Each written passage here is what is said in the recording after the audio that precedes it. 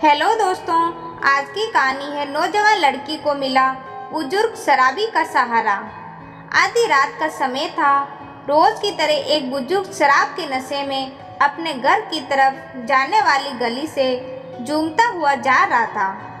रास्ते में एक खंबे की लाइट जल रही थी। उस खंबे के ठीक नीचे एक 15 से 16 साल की लड़की पुराने फटे कपड़े में डरी सहमी सी अपने आंसू पोंछते हुए खड़ी थी। जैसे ही बुजुर्ग की नज़र उस लड़की पर पड़ी, वे रुक सा गया। लड़की शायद उजाले की चाह में लाइट के खंभे से लगभग चिपकी हुई सी थी। वह बुजुर्ग उसके करीब गया और उससे लड़खड़ाती जुबान से पूछा कि तेरा नाम क्या है, तू कौन है और इतनी रात को यहाँ क्या कर रही है। लड़की चुपचाप डरी सहमी नजरों से दूर किसी को देखे जा रही थी। उस बुजुर्ग ने जब उस तरफ देखा जहां वह लड़की देख रही थी, तो वहां 4 लड़के उस लड़की को घूर रहे थे।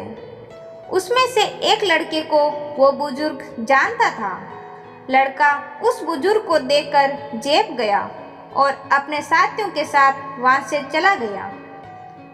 लड़की उस शराब के नशे में बुजुर्ग से भी सहमी हुई थी। फिर भी उसने हिम्मत करके बताया कि मेरा नाम रूपा है, मैं अनाथ आश्रम से भाग कर आई हूँ। वो लोग मुझे आज रात के लिए कहीं भेजने वाले थे। दबी जुबान से बड़ी मुश्किल से वो लड़की इतना ही कह पाई। बुजुर्ग पूछता है कि क्या बात करती हो, तो तुम अब कहाँ जाएगी। लड़की बोलती है कि ये मुझे भी नहीं मालूम। बुजुर्ग वापस कहता है कि क्या तुम मेरे घर चलोगी। लड़की मन ही मन सोच रही थी कि यह तो शराब के नशे में है और ऊपर से आधी रात का समय है। दिखने में ये शरीर भी नहीं लगता। इस प्रकार के कई सवाल उसके मन में धमा चौकड़ी मचाए हुए थे। तभी बुजुर्ग कहता है कि अब मैं आखिरी बार पूछता हूँ, क्या तुम मेरे घर चलोगी हमेशा के लिए। बदनसीबी को अपना मुकद्दर मान बैठी।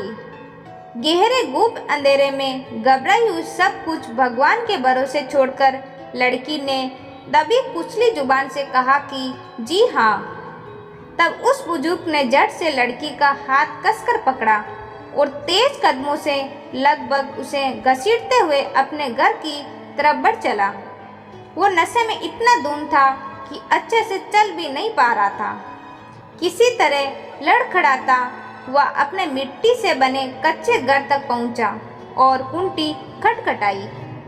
थोड़ी ही देर में उसकी पत्नी ने दरवाजा खोला और पत्नी कुछ बोल पाती कि उससे पहले ही उस बुजुर्ग ने कहा कि ये लो, संभालो इसको, बेटी लेकर आया हूँ हमारे लिए। अब हम बांझ नहीं कहलाएंगे। आज से हम भी औलाद वाले हो गए हैं।